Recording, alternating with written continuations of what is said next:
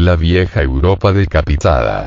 La crisis de liderazgo que sufrió la Unión Europea en 2022.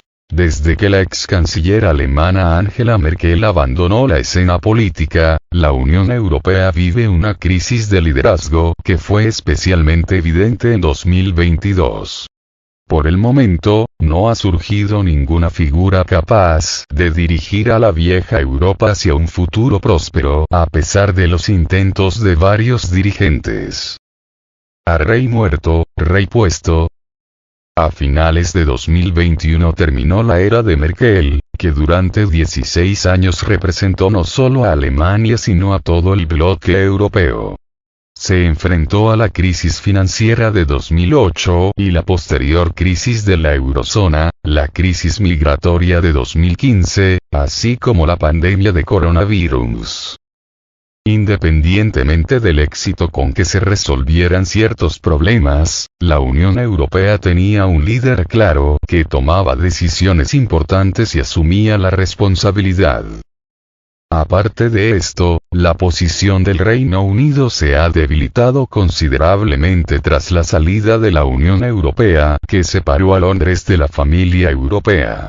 En 2022, el país cambiaba a sus primeros ministros como si fueran guantes. El 7 de julio, Boris Johnson renunció a su cargo de primer ministro británico y líder del Partido Conservador en medio de la crisis gubernamental. Más de 50 altos cargos británicos abandonaron sus puestos por haber perdido la confianza en Johnson y por estar en desacuerdo con sus métodos de gestión. Entre ellos fueron los titulares de Salud y de Finanzas, Sajid Javid y Rishi Sunak, respectivamente, además del ministro de Estado para las Escuelas y el Aprendizaje, Robin Walker, y el ministro para la Infancia y la Familia, Will Kinse. Elizabeth Truss, que le sucedió, duró poco. El 20 de octubre, menos de 2 meses después de su nombramiento, declaró que dejaría su cargo. Así, Truss estableció un nuevo antirécord del tiempo más corto en permanecer en el cargo en toda la historia del Reino Unido. Desde entonces, Bruselas tuvo que encontrar un nuevo líder informal para hacer frente al declive relativo de Europa que, al menos al principio, no parecía ser un problema. El 1 de enero, Francia asumió la presidencia de turno en el Consejo de la Unión Europea. El líder galo, Emmanuel Macron, dijo que su país promovería un modelo europeo de crecimiento que le permitirá al bloque generar riqueza y empleos, manteniendo al mismo tiempo sus elevados estándares de políticas sociales y defensa del medio ambiente. El nuevo canciller alemán, Olaf Scholz, y el entonces primer ministro italiano, Mario Draghi, también se reunieron para definir el futuro del bloque europeo. Las partes coincidieron en la voluntad de aumentar cohesión de la Unión Europea, así como acelerar el proceso de su integración y reforzar la cooperación entre los países miembros en el plan científico y tecnológico. Los mandatarios compartieron la opinión que Europa debe hablar con una sola voz.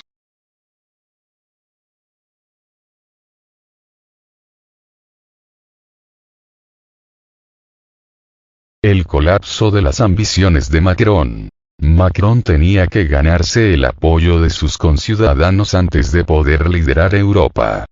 Sin embargo, su rival político de derecha Marine Le Pen le impuso una lucha tenaz durante las elecciones presidenciales en abril de 2022. Solo por segunda vez en la historia de Francia en 2 elecciones presidenciales consecutivas se repitió la composición de los participantes en la segunda vuelta.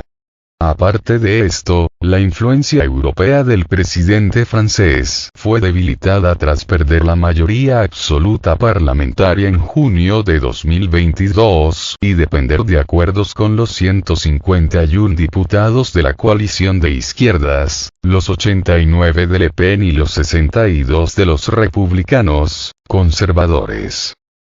Macron trataba de actuar como negociador tras el lanzamiento de la operación militar especial rusa. En abril de 2022 aseguró que continuaría conversando con su homólogo ruso, Vladimir Putin, porque este diálogo es su deber, y reafirmó sus intenciones en noviembre. Desde el principio Francia no ha mostrado ingenuidad ni condescendencia hacia el presidente Vladimir Putin. Pero hablar con él es mi deber, lo necesitamos. No dejaré de hacerlo, es lo que nos permite ser actores en las negociaciones, declaró en una entrevista concedida al periódico Le Parisien. Sin embargo, el mandatario francés fue criticado por todos lados. El presidente Macron fracasó estrepitosamente en su etapa de mediador.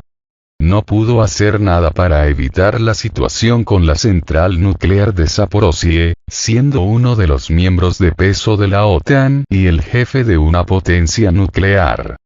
Podría haber hecho esfuerzos para evitar que se produjera esta crisis, opina el experto ruso en Irán y miembro del club de debates Valdai Farhad Ibrahimov. Aparte de esto, el líder galo se enfrentó a las críticas de Kiev y los países bálticos después de proponer pensar en garantías de seguridad para Rusia en futuras negociaciones. El ministro de Defensa británico, Ben Wallace, criticó a Macron por decir que la doctrina militar de su país no incluye la posibilidad de una respuesta nuclear al uso de armas nucleares tácticas en Ucrania.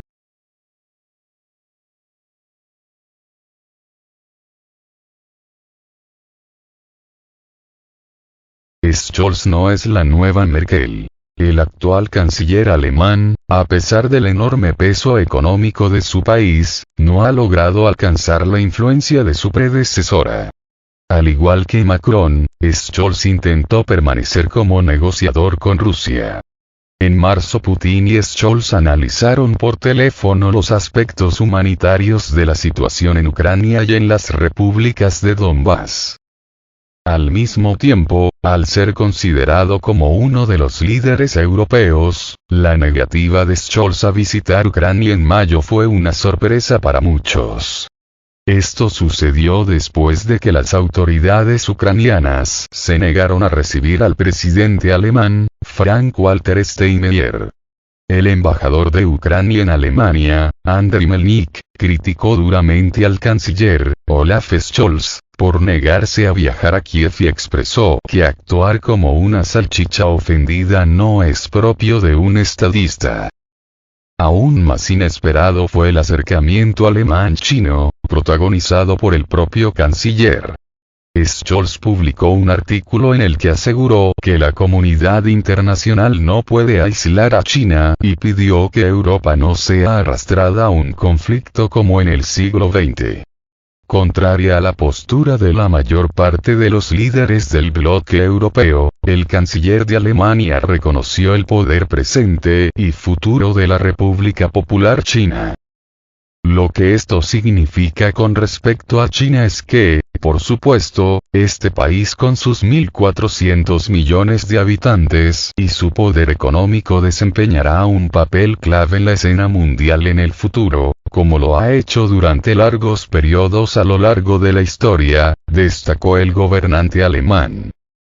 Aparte de esto, la inflexibilidad alemana en determinados ámbitos y los conflictos internos de su coalición gubernamental con verdes y liberales limitaron la influencia de Scholz. El líder europeo concentra un rechazo del 62% al conjunto de su gestión, iniciada desde diciembre de 2021, de acuerdo con una encuesta comisionada en agosto al diario local Bild am Sonntag. Solo el 25% de los encuestados calificó positivamente a Scholz.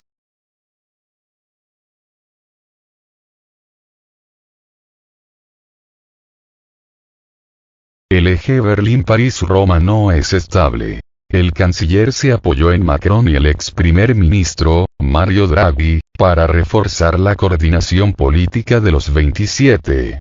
El 16 de junio ellos llegaron a Kiev para mostrar apoyo a Ucrania y tratar de superar las críticas que el presidente ucraniano, Volodymyr Zelensky, advirtió a Europa por su limitada y lenta respuesta en la entrega de armamento. Sin embargo, actualmente las relaciones franco-alemanas están al borde de colapso. La crisis energética que se apodera del bloque europeo a raíz de las sanciones antirrusas afecta al diálogo bilateral de estos países. Además, la operación militar especial rusa desveló nuevos lados de la disputa entre ambas naciones que encabezan la Unión Europea. En particular, la pregunta principal es quién se encarga de la seguridad europea. Por si fuera poco, el 21 de julio el presidente de Italia, Sergio Mattarella, aprobó la dimisión de Mario Draghi como primer ministro. El nombramiento de la ultraderechista Giorgia Meloni como presidenta del gobierno italiano rompió el precario triunvirato Berlín-París-Roma, que ha intentado aglutinar las discordantes posiciones de los 27 y agravó la crisis de liderazgo interno en la Unión Europea.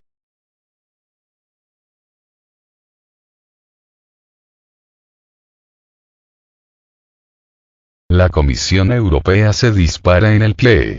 La presidenta de la Comisión Europea, Ursula von der Leyen, intenta hacerse con el liderazgo político de la Unión Europea aprovechando la menguante influencia de Berlín y París. La política se ha mostrado especialmente activa en la promoción de duros paquetes de sanciones contra Rusia, que siguen la agenda estadounidense de no depender de las importaciones energéticas como la Unión Europea, pero subestimó el enorme impacto de tales sanciones en las empresas y ciudadanos europeos y las previsibles represalias rusas. Al mismo tiempo, en junio von der Leyen rechazó la responsabilidad de la Unión Europea por la crisis alimenticia. Afirmó que las interrupciones de suministros fueron provocadas exclusivamente por las acciones de Rusia en Ucrania. Las sanciones de la Unión Europea fueron elaboradas con cuidado para evitar consecuencias negativas, no se extienden a los alimentos. Las sanciones no afectan el comercio de cereales, otros alimentos de Rusia con los terceros países, sostuvo von der Leyen al intervenir ante los europarlamentarios. El trabajo de Sísifo. De esta manera, liderar Europa resulta tener muchos bemoles. Cualquier intento de hacerlo por parte de alguien lo convierte en otra piedra de toque y lleva a un bucle infinito con un sinfín de cantos de sirena. La mejor prueba de fuego de la situación actual es que la Unión Europea sigue con su pecado original, poniéndose zancadillas y tratando de cortar este enorme nudo con la espada de Damocles.